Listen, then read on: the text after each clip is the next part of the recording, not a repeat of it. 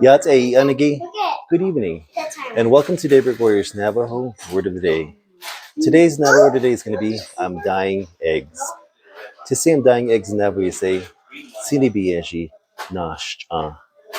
Tsídii naashch'a, meaning I'm dyeing eggs. Now there is a word zhii for dyeing, but that means to darken, like you're dyeing your hair. Should see zhii, but you don't use it for eggs. You say naashch'a. If I'm telling you to dye eggs, I would say Tsídii naashch'a.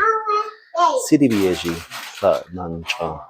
If Thai was dyeing eggs, I would say Thai a Tsídii naashch'a. Thai Tsídii naashch'a, meaning Thai is dyeing eggs. And that is today's Navajo word of the day. Tsídii naashch'a. I'm dyeing eggs. Have a good evening and happy Easter.